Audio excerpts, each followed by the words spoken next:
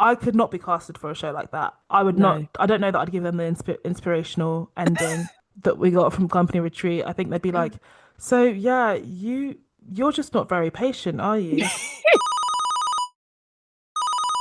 I feel like today I really put into practice you know what people keep saying online about the cost of community is inconvenient. This morning I had to wake up at 5:30 to take our older sister Ek, my husband, to the The airport. airport. Yeah, I do feel like airport drops are such a intimate thing. I actually do feel Yeah, that. Yeah. it's actually one of the highest displays of love. Yeah.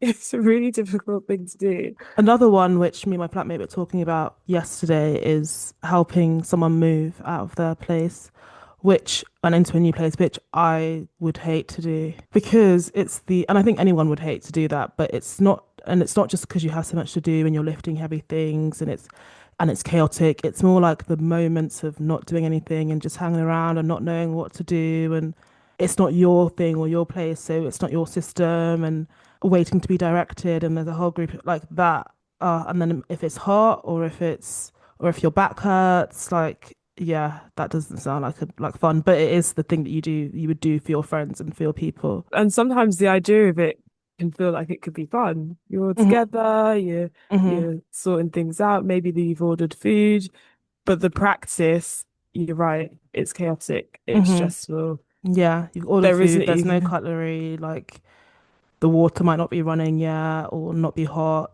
to wash your hands after, yeah. But that is it. The answer to these inconveniences isn't to not ask people because we kind of got there for a little bit as a society. And that quote that you said that people say a lot online is, I think, it is has been a direct response to the way we started becoming more individualistic and therapy language started overtaking any sense of like obligation and community, and it all became about your boundaries and what you feel comfortable with. And if you're not in the protecting. mood and if you're not on that vibe, then you shouldn't do it. Which obviously is not to say that that stuff isn't true, but the level and extent that we've taken it to is like, why would we even ask someone to drop you to the airport? Like, as if that's a selfish thing to do to ask and expect things from the people that love you. Literally. And people going on about protecting their peace. And there's another quote that people say, protected my peace so much. I have like one friend and it just, yeah, it just goes to show the impact. So how was the airport trip? Honestly, it was a beautiful drive. It was the sun was rising, so it was Oh, really massive in the sky. The trees looked so green, all of the different shades of green. The roads were so clear and empty because it was so early. And it was just, yeah, it was just really nice. Mind you, I was actually really tired and I had my sunglasses on, but I was chewing gum so that I could like, stay awake. hmm. So it was an easy drive, and also it was one that wasn't that far away. It was half an hour away, so it Oh, was just okay. an hour round trip in the morning. Not too bad. Saved them money. But what I did that messed me up is that on the way back, I stopped for some petrol and then treated myself to a Red Bull, thinking, okay, just to make sure that I don't feel sleepy on the roads. Well, by the time I got home, it was like 28 minutes because it was super quick Hmm. and I couldn't sleep. I was just lying down, staring into space, so pissed off at myself for having a Red Bull because I didn't need it. Yeah. How long did you think the Red Bull was going to last? It's not a half 20-minute boost and then you go back. Exactly. It was always going to be a good few hours. I wasn't thinking. I wasn't thinking, and the fun flavors of Red Bull always pulls me in. I was like, oh, white peach, pink can? Yeah, go on then. And I'm suffering for it. Bless you. Energy drinks scare me. I can't see a can of energy drinks and ever feel or pull towards it. It literally, I don't know what it is. Maybe it's, I think it was the effect of Vod balls over the years. yeah, but even it on its own, even before I would drink it with alcohol, like maybe it's the branding and it just feels very scary and very like intense. And I'm like, why are you having this effect? Like what really is in here? Like how much caffeine is this? It is just caffeine, isn't it? And sugar. Is it? Yeah. Or something else? Something darker. Okay, so that was the start of your day. How was your weekend? How's your week been? Should we weekend's do? been really nice, actually. Yeah, let's do signal check. Yeah. I'm gonna say that I'm like 2.5 bars, Hmm. maybe three. Remind us of I've- the scaling, the bar scaling system. It is out of 4 bars. If you are at 4 bars, you are full bars and you are so happy, you are flying through life and you're just living your best life. If you're 3 bars, you're good. Like it's still really good rating, but you're not the best that you can be. There's still room for improvement. 2 bars is mid-level. You're not good, you're not bad. It's halfway there. And then 1 bar, you're clinging on for dear life. You're trying to get through things. And Yep. then there is also no bar where you've got nothing left to give. You've got Hmm. nothing left. Hmm. Like to Ian Bill. So I'm just past mid. Like I think it's because I energy levels wise, I'm very tired. Hmm. Um, but I have had a really nice weekend, so that has kind of pulled me through. What about you? What your Um, bar's saying? it's the same question every week where it's like, is it energy versus mood? I think I didn't get enough sleep this morning or last night, so I'm not the best that I can be. But I have had a good weekend and a decent week. So I'd say I'd give it 2 bars. I've just been watching all the social media posts about Coachella, all the people that are in Coachella, all the influencers and content creators and Love Islanders, and the clips from performances as well. It looks like a really, really good year. I don't usually get FOMO this much for Coachella, but this year in particular, it's really. I mean, I always watch from the outside, like, oh my God, I love the looks. What would I wear? I'd love to see this person. It looks like amazing vibes. But then you also look at the celebrities' experience compared to like the real people's experience who just buy their own tickets and haven't been flown out by a brand or aren't willing to spend or able to spend thousands and thousands on one night in a hotel. It's so different. Like literally they're like camped out. The normal people are camped out in their cars in one field, like far away from the stages and stuff. And the celebs, I don't know where they are in proximity to the festival, but they're in their mansions essentially with private pools and cinema rooms and jacuzzis and all of this ground, all of this ground and multiple bathrooms, designated content spaces, or it looks insane. It looks so, so, so much fun. But on the celebrity side, when you see it in the real people side, you're like, oh, this is just a concert, like a festival, like any other, Mm. except, I don't know, except there's no except. It's just, except loads of celebrities are there. But it is Yeah. literally two worlds, two sides. Yeah, I haven't actually seen enough content of the normal people. I have just been flooded with the influencers. So I'd love to see the day in the life comparison of like they've got everything is free for them. They've got the Hmm. gifting suites that they can go to. Have you seen the videos of influencers going to the Revolve gifting suite Mm-mm. where, oh my God, it's insane. They go there. I don't know if I think it might be on the Coachella grounds or something, but it's Revolve. You walk in, there's like A6 trainers that you can buy, not buy, sorry, just take diesel sunglasses, all of these products and makeup and skincare, like crazy amounts of stuff that you just go in, help yourself, and you can take as much as you want. And it's like insane things. And Hmm. I just don't get why?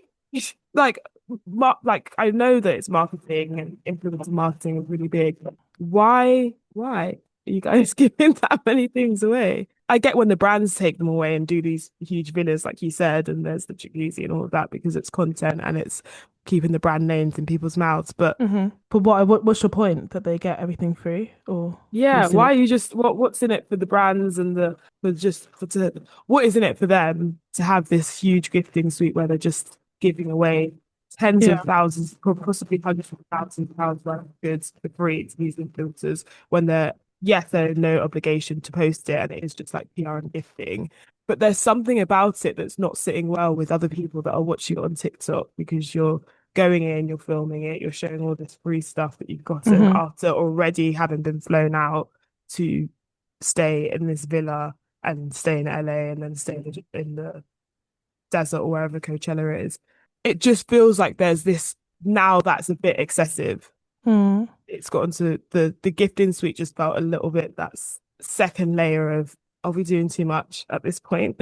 Yeah, but is it because you're thinking that the brand should have anticipated that it's not going to look good on the brand because people are going to have negative associations with like because it is what you said with the influencer marketing, like that they've even though they're not paying, it is like a long-term relationship that they're building. Like when you go to any event, even as as a layman, as a normal civilian, you go to a when we go to like Black Tech Fest, like you and then there's that stand that gives away loads of things and has it in your mind you have positive associations with that brand. But then from I think your or is your point that that's for the influencer and the brand, they'll have that positive relationship. But for the viewers looking in, it doesn't look good because it's just like all of this. People have become quite turned off by like celebrity culture and huge displays of like excess and yeah. Yeah, So you're actually, articulating it so much yeah. better than me. But that's what you're saying.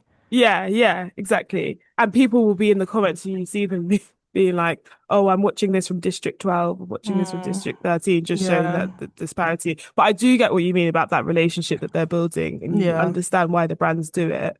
But Because actually, it whilst that is the view from a lot of people, like it still is going to boost sales. And yeah, when people post it and they go, "Oh, look at all these free things," we are still gonna want be curious and want a taste of that, or like that. What's that brand that everyone wears the eye patches? It's like pink, and they'll wear it who on nights out and they tropical, do tropic. campaigns. Is it Tropics? Yeah, I think it might be Tropics, but there's that thing where part of the marketing is cultivating this sense of like not exclusivity, but it's like the cool group. It's topicals faded. That's it, Your topicals. face, Yeah, yeah. yeah, topicals, exactly. It's like the cool group. You're looking in, look at all of us wearing our eye patches and going out and doing these events and living our best lives. It's like whilst the viewer might have that negative feeling of like, oh, envy or whatever, alongside that is also like a longing feeling of wanting that to be you and wanting that to be your experience in your life, which then associates that brand with something that like wanting something that you want. So I guess they just balance it up. Like, yes, people might think this, but they're still probably going to buy it, or there's still going to be that intrigue, or there will be a lot of people who don't think that. A lot of people who have parasocial relationships with people on their favorite content creators who'll be like, oh, I'm so glad that this person gets to have that. That's so good for the brand to be giving them this experience and this treatment. Like there's this TikToker who has really blown up this year in particular. Her name's Mickey. She's American. She's like little. she's got a big smile and she always wears braids. She is so funny and she's got such a big group of supporters who are just happy for her with any like brand deal she gets. And this is what happens like when you grow with someone on or you see someone grow on social media, you're kind of invested in their journey. So you'll be so happy for them, any kind of brand deal they get, any kind of opportunity they have to monetize their content, you're like on their side. So then when you see, I think Poppy flew her out. Poppy, the drinks brand, sponsored her to go to Coachella with 10, she had 10 plus ones and basically has this Oh, huge mansion, pool, like have many rooms, have many bathrooms. Like it's just her and her friends, and she flew out her brother as well, and all of them just having the best time. And it's so opulent. It's so opulent, but all people can feel is like pride and happiness for her. And it does get to a point sometimes where that turns, where the tide turns, and people are like, okay, that's enough now. Like, yeah. but for now, like everyone's like, that's right, treat her right, like get all the free things, get all the money. But I don't know what it is. I don't usually feel this feeling of like, oh, I wish it was me. But I have been feeling that this year. I'm like, I wish it was me. I don't know if it's the Justin Bieber of it all. Do you know what is so interesting though? Is the Love Island to Coachella pipeline. And in general, Love Island now being squarely and solely a strategy to get onto content creation and influencer life. And it's not about the love, which we know this, it's been a while. But I've seen some clips of Shakira's appearance on a podcast. I think it's called Managed Pod or something. And it's about, I think they're managers or it's about Yeah. management, social media management. And the clips that I've seen is all about, she's basically outlining her strategy to appearing on Love Island and what she wanted from that, which was brand sponsorships, relationships, as in with different brands, increasing her online following, getting management backed, and getting all of these opportunities that we see people who started on TikTok or Instagram or YouTube have kind of created that career for themselves. Now it's very clear that Love Island is just like a fast track way into getting into that kind of life. And it's not everyone who goes on Love Island that's going to have a successful career in the social media space. But it was interesting to hear Shakira talking about how deliberate her thinking was when it came to the outfits that she was wearing, the things that she was saying, the way that she was appearing, and the she mentioned so Shakira's a previous Love Islander. I think she was on last year. She's on the most recent one that's not All Stars, Hmm. and she made it into the final. And she says that the clothes that she packed, she was very specific about which brands that she chose and makeup and everything. And everything was basically all the brands that she would work with. And she wanted to show like organic use of the product, of the item on the show so that they could make the connection of, okay, this is someone who could be a great ambassador for our product. This is someone that we'd want to work with. And then she also posted day one of Coachella, I think she posted something like this was, I can't remember how she phrased it, but essentially the message was this was her plan all along. Like she's been plotting this for years, like the Coachella appearance specifically. And I was just like, wow. Because if I go to Coachella, I don't want to do it with the civilians. I want to do it with the brand that flies me and my friends out when we stay in a mansion and we've got a pool right there and a dedicated like staff of like chefs and someone who's there to drive us to the festival every day and like golf buggies to that's what I want. Yeah. And Shakira had been plotting it all her life when it could have been, she wasn't plotting, okay, I'm gonna save this much and on my 24th birthday or my 23rd or however much, I'm gonna go with my friends. It was, I'm gonna get on Love Island, I'm gonna partner with this brand, I'm gonna showcase their product on the show, I'm gonna really present myself as this girl next door type. I'm gonna be really deliberate about which management group I choose and what brands they work with and which brands do I know that take people to Coachella and have a great experience? There are a That is few that are like, well, crazy. every year I love to see the White Fox girlies. That's a They big show one up and show out. Even every even the year. drinks fridge alone makes Yeah, me the jealous. Buzzballs. I was like, wait, I haven't seen those flavors before. Like, enjoy Buzzballs. But then also, this year GHD took out a big group. Yeah, Yeah, that's who and that was Shakira's Shakira's. with. Yeah, Yeah. GHD did their big one because why do you need every single every styling single tool? tool, crazy, crazy. Absolutely insane. But you're so right about it is so funny that she's being so candid about it because Hmm. I think now the jig is up. We all know, the influencers know, I mean, the contestants on Love Island know, the audience knows, the host knows, everyone knows. There's no point in hiding it. And I feel like some of them, Shakira included, feel really cool and justified because they also came out with love and they also have a Mm. boyfriend out of it. So it's like, I did both, guys. Like, Yeah, this yeah, was the yeah. cherry on the top.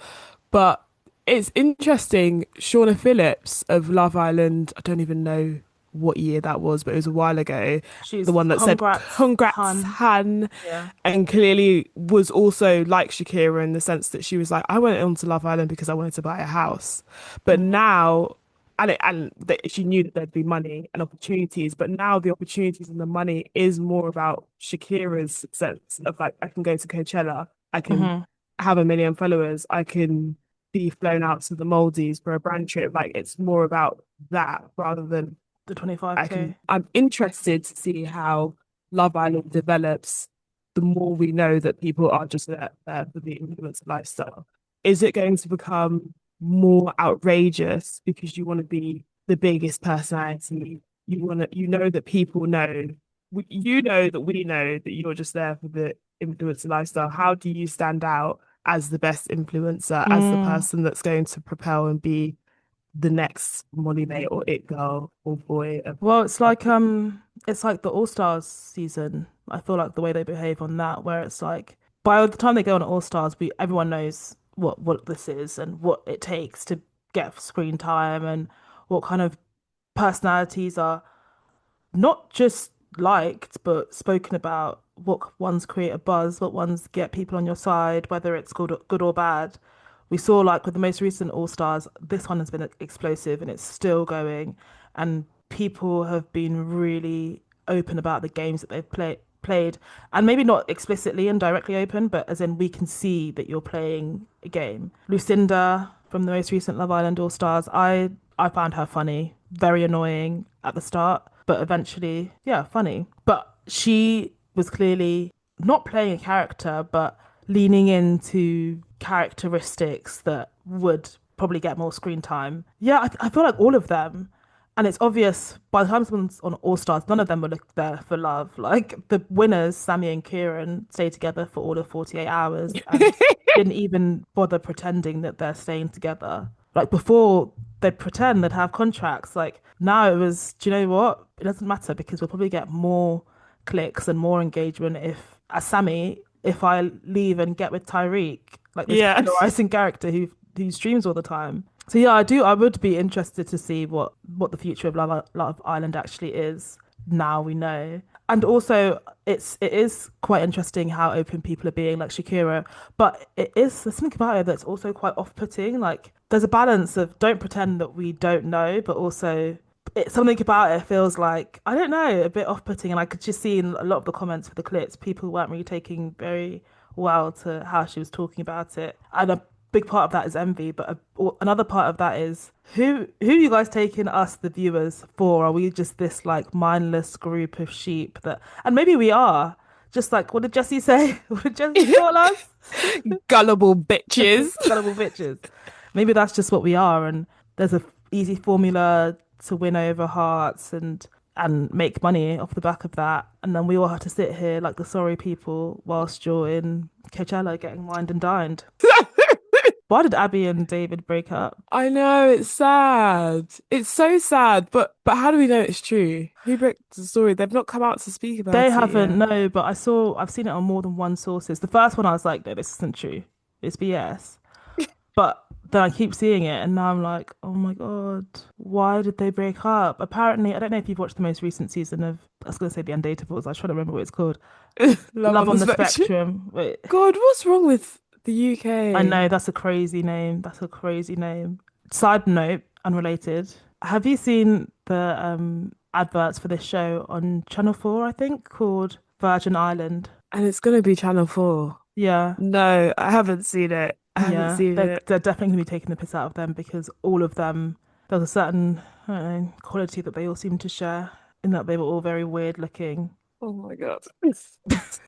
And I feel like they deliberately chose a group of people that are probably a bit quirky because there are loads of virgins out there that are normal, but they Mm. chose a group, they chose a group to represent virgins in a specific way. I'm onto you. I'm We onto you need guys. we need to start holding producers to account because those people are evil masterminds. They Yeah. love it. Don't throw these people to the wolves. Like, if you want to just do a commentary on people who are virgins, then just get normals. Just get normal people, not like, don't try and represent them as weirdos. It's not right. Oh God. So Virgin Island, I'm guessing it's like Love Island, but just they're all virgins. And we want to see them lose their Yeah. virginity on TV or something. Is that Um, the hope?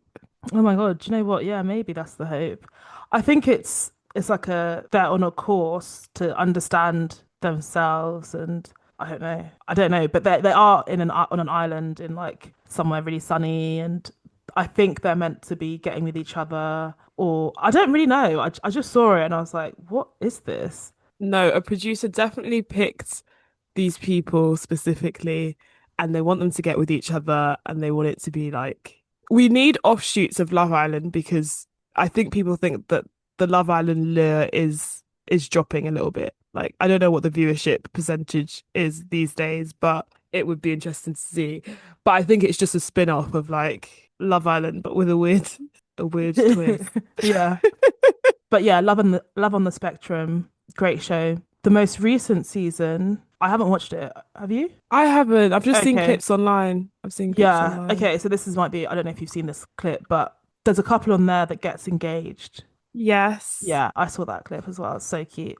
I loved And it. people are saying that Abby and David, who are a couple that have been together for 5 years, and I think they met on the Love on the Spectrum, like their beautiful relationship. It's been so sweet to see. They are saying that when that other couple got engaged, you could see that Abby's whole mood changed. Like it changed things for her, like where she was able or she thought that she was happy to wait a little bit for marriage. Suddenly she realized that actually she wants to get married and she's ready for that. Whereas David didn't seem to be quite there yet. Oh, that makes sense. And actually, she was commenting on it quite a bit, like when she found out the when she found out over the phone that Tyler and Madison were engaged. Mm, She was like really excited, really happy, and then you see the moment where it dawns on her, and then she kind of makes a comment of me and David next. So maybe that, yeah, that there's mm, definitely truth to that because she has been dropping hints. mm. And her and David have been together for 5 years, whereas I think like Yeah. the other couple had been together for less than that, one or two. Yeah, One. 1 year. It was their 1 year Yeah. anniversary when he proposed. Yeah, that'll do it. That'll do it. What's David waiting for to be ready? I know, Please, like, I just love this couple. but it's over. Yeah, that's That's sad. that's so sad. We watched them blossom. Yeah. We watched them Big blossom. fan of Abby. She's so funny. She's so funny. She, That one clip where she's reenacting the Will Smith Oscar slap and the way she'll just like throw out insults at her mum, just like completely casually mean it. She means it 100%. Like she's just being honest. Kills me every time. oh my gosh. I love Madison as well. But there was another breakup on Love on the Spectrum that made me really upset too, was Connor and Georgie. Who are they? Were they from season one? I don't think so. I'm not 100% sure. I think Connor was in season two, but I can't be sure. But he is kind of like a fan favorite now because he just comes out with really iconic quotes. And he was also the one that was like, He's a bit so animated. hates the idea of like, what did he say? He was really put off by the idea of having a blonde girlfriend. He likes brunettes. He was very strict about Yes, that. yes, I know who you mean. Oh, so they break up too. Yeah, they were so cute together. He used to call her his goddess, and he was just so sweet with her, but I guess it just didn't Did work we out with see the them. breakup in the most? Oh no, you haven't watched it. I didn't watch it, but I did see a clip of Madison asking Connor where's Georgie and whether they're still together, and I guess he addresses it, but Hmm. just said it didn't work out. Just Damn. People were saying for Abby and David, which I think this is out of order. I think this is actually an ableist thing to suggest. But I do find it interesting, the relationship between Abby and her mum. But people were saying that, oh, Abby and David didn't decide, they didn't break up with each other. Like their parents basically would have been the ones to enforce it. Maybe the contracts weren't lining up or something. And I was like, I feel like that's taking away their agency. Like, why can't they have just been in different stages of their lives like people often are in couples and chosen to end things? But what I did find interesting about that is that Abby's mum gets a lot of criticism online because of, I don't know, if people say that she speaks for her or the way that she's chosen to parent and manage Abby's autism. Yeah, people have a lot to say about it. From what I see, Abby's thriving, so, and I love her. Speaking of wholesome shows, Company Retreat, I know we both watched it last week, over the past week. Good as hell, so funny. I loved it. Hats off to those actors because the amount of improving and adapting that you have to do with Hmm. that show. So basically, the concept of retreat is also like the first season jury duty. So it's a show where basically everyone in that on the show or in that experience is an actor except for one person. So there'll be one like hero character who is a completely real person, thinks that they're entering this environment, but actually it's not normal. It's actors. And the first season was jury duty. So it was this one guy who was on duty, and everyone else were actors, and it's quite comical.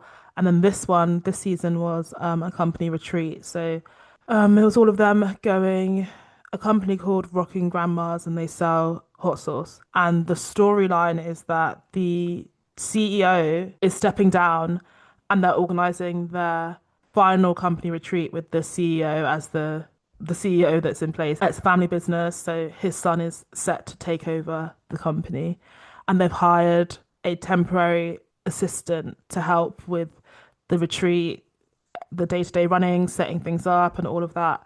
And the temporary assistant, is the hero, is the guy who doesn't have who isn't an actor and is a real person. It was so funny.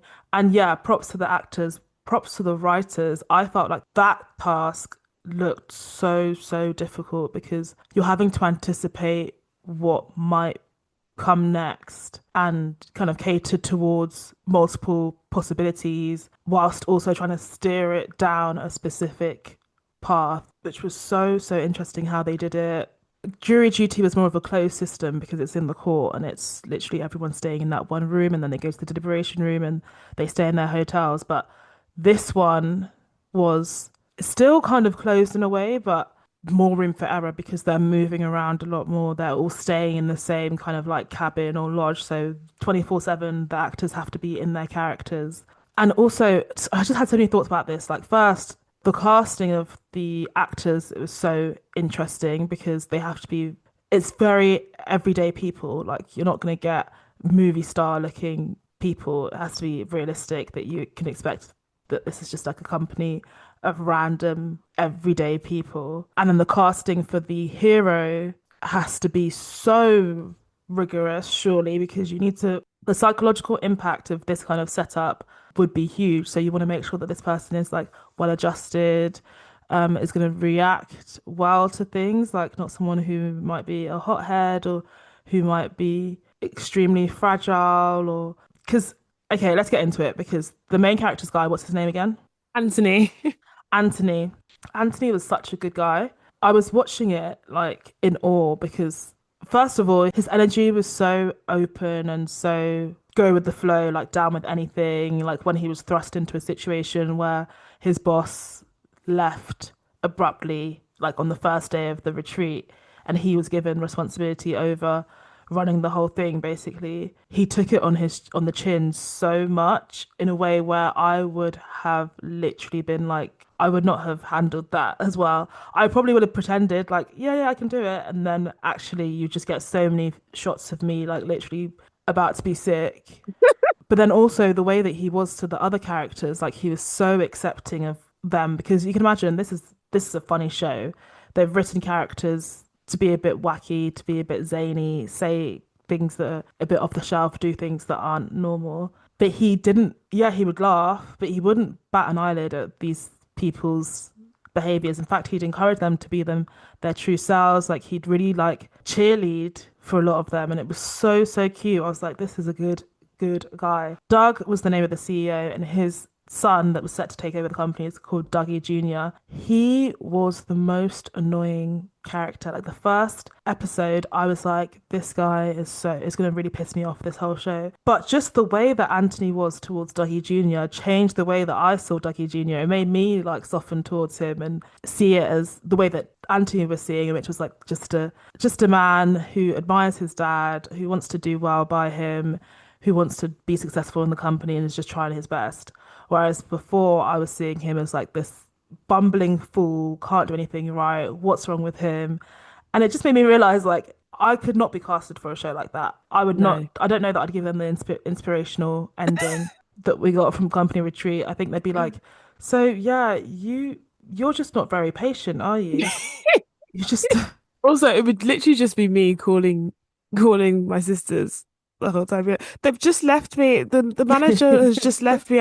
It's the temporary job. Yeah, the temporary job that I applied for. They've left me here because he's done all this stuff. And it'd be me being like, these people are so weird. Like hmm the Nepo baby CEO's son is yeah." so annoying. Like it just yeah, it just made me look at myself like, oh my gosh, you're not you're not a good person like he Yeah, is. seriously, same. Seriously, same. I was like, wow, there's levels to this. He was just also so unjudgmental about so much. So he was able to just it was like water off a duck's back with a lot of things and what was killing me was every time Doug, the CEO, and his son Dougie, well that was going to be taking over, would like finish speaking or see each other, they'd kiss on the lips. And Yeah. it made me laugh out loud every single time they did it, and they did it loads of times throughout the whole series. And Anthony would literally just like, kind of like look away or not Yeah. really say hmm anything or comment. It was just you just rolled with the punches so well. hmm It was so good. I think at the end as well, they showed that they're going to show. more of the behind the scenes, like even more of like the production and how they set up the cameras and the I really, really want to see the process of choosing and how many stages it went through for them to pick Anthony because I can't believe how well they did with him. Yeah, and what are they E- assessing as well with the questions, and how are they doing those assessments? Because not all of it, they can't sit with, if you're going on like a Love Island reality TV show, you will sit with psychologists multiple rounds and they will ask direct questions about certain things. How are they gleaning the information that they need without directly asking the questions? Like there has to be another way that they're assessing if this person is going to be suitable and without it has to outrightly be asking them. and it has to be disguised in an interview format Mhm. where it's not and it's not like you're going for a really It's not like the MI5 where it's yeah normal to have certain questions. It's a temp assistant role. yeah Like so you really have to you disguise can't be it. diving into your traumas in that kind of interview. That would raise red flags. But another thing that I found so cool, I want to know more about is the after effect of like spending weeks in a situation where you think this is like a part of your life, it's normal, it's real, and then discovering that actually everything has been set up. There's a whole crew in place. The people that you've bonded with this whole time actually don't exist. None of it is real. Like, how long does that stay with you? I would start doubting a lot about reality. I think the first guy, I think, what's his name? Josh? I've got Josh in my head. I The don't first remember. guy from season one with jury duty, he said that for months afterwards, he was just thinking, is this even real? Is there a camera crew here? Like, he was doubting his reality a lot and whether everything was concocted because obviously he had no idea that that was happening at the time. So, what signs would you even have to look out for? You might just be on edge for a little while.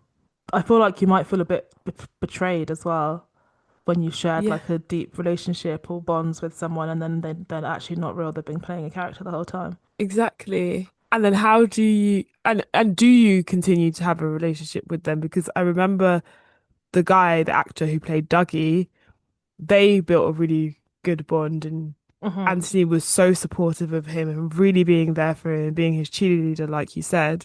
And the actor afterwards was like, yeah, like you're my bro for life. Like that connection was real. But do you continue having that one? Because Dougie's not my name and you Yeah, I need to don't get know to know me you. all over again. Yeah.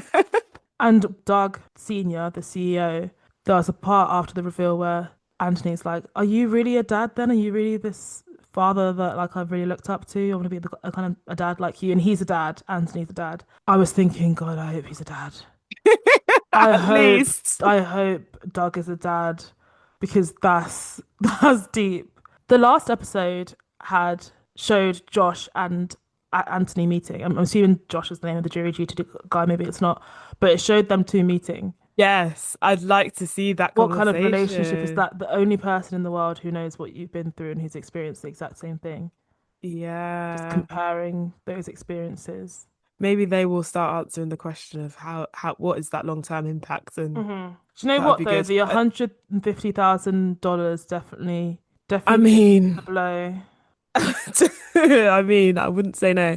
I would love to see if they could do it for the third time and what they would make it look like. What setting would it be? Yeah, what How kind of would they? scenarios can you think of that have like similar to jury duty and company retreat where you can kind of control the environment somewhat and I get people together for such a long period of time for weird things to happen? I think it would be really good to do like school, maybe not with children, obviously, because that would be a bit difficult, but like maybe like a Like uni lecturer yeah, or like a uni college. course. Could Yeah. take one of those short-term courses, like a 2 week certificate for something. Yeah. I think that would be a cool Hmm. environment to see. Maybe they could do a Love Island to make it full circle. A dating Do thing. Oh no, that's too deep. that's That's dark. when it comes to romance, you're thinking like long-term future and you pin your whole lives on someone and then they're actually an actor. I think I like the retreat vibes of it. So maybe like a wellness retreat. You could get some really odd characters in that. How much is too little to pay them though? Because think about it, 150K, yeah, that's good. That will definitely impact the ordinary man's life. But how much are you earning from this show? How much are you making, like the actual company that's created it? Like how much are you profiting from it? What are the actors getting paid? I'm the Yeah. hero. This whole thing is built around me. Without me, there can be no show. Yeah. Bring out everybody's paycheck because you've gone and shown mine all over the Yeah, place. Told exactly everyone that. I've earned. Exactly. The tax man knows exactly how much to come for me for.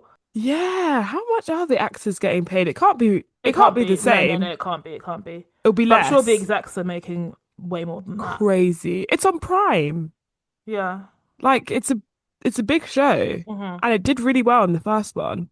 And they had Sia come. Sia's appearance was the most random thing. When she came out of the car, I was like, "Is that Sia?" That's not Sia. Oh, they've got someone acting like to be Sia, but it's actually Sia for real. Yeah. See, you've been able to pay Sia to come. Yeah. And also, they didn't reveal that they paid Josh, did they? In the same way that they did with I didn't Anthony. watch the full season for that. I just watched the clips. Okay, I would Maybe be that's maybe jealous. revealing it is for us, the viewers, because the audience, because it did get deep. Like, and I cried. I didn't expect it to be emotional at the end. Yeah, Was it the emotional two. after jury duty? That No. might be why they had to swoop in and be like, and by the way, we're giving him £150,000 for anyone who might be thinking this is cruel. Like, Yeah, yeah. and also, is it 150K on top of my hourly fee that for the job as the because I did do that job. Right. Two separate things here, like the assistant role, which I actually should even get a pay increase for that because I did have to take on like duties above my pay grade when the manager left. But then I also have appeared on your show, so those are two separate fees, and I do hope he got both.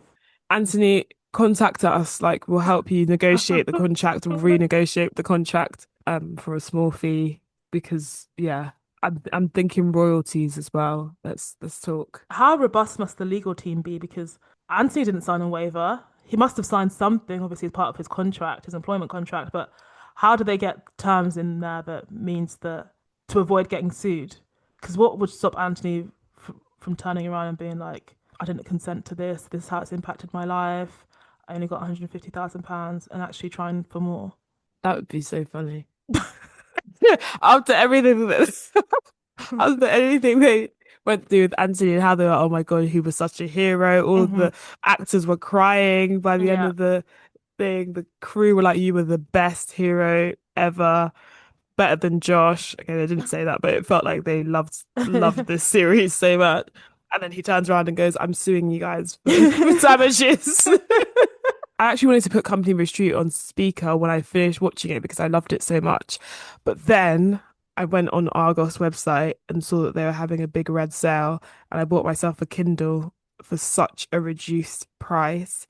And so I unveiled my Kindle this week, and I just have fallen in love with it.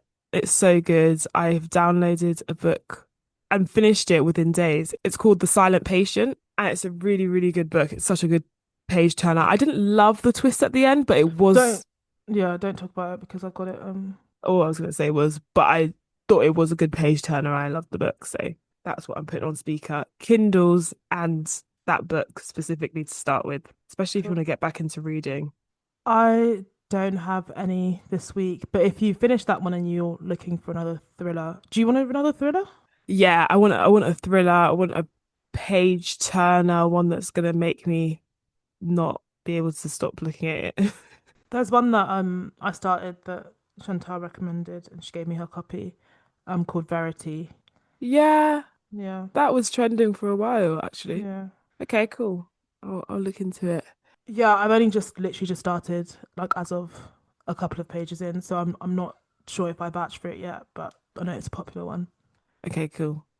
All right, Cool. I'll download another one. It's funny, I got it because I wanted to reduce my screen time, but it's just another screen, but it's reading, so it's not as I bad. wouldn't say it counts as screen time because it's first of all, it's not a screen in the way it's not backlit in the same way as screen is, so it's not Mm, impacting your eyes like a screen. And also, screen time is only bad because it's the hyper stimulation. I think reading a book is fine. yeah. Cool. Well, enjoy your Kindle journey. It's one of the most beautiful journeys that one can embark on. I love my Kindle. And enjoy the rest of your week. And thank you everyone for listening. Share your book recommendations in the comments so that Chid can load up her Kindle library. And also, if you've watched The Company Retreat, what did you think? How would you cope in that kind of environment? Is 150K enough for that level of psychological manipulation? Let us know Yeah. your thoughts. Our socials are at Stay on the Line Sis on Insta and TikTok. And you can also email us on stayonthelinesis@gmail.com. Lovely. All right. Talk next week. See you later. Bye. Bye.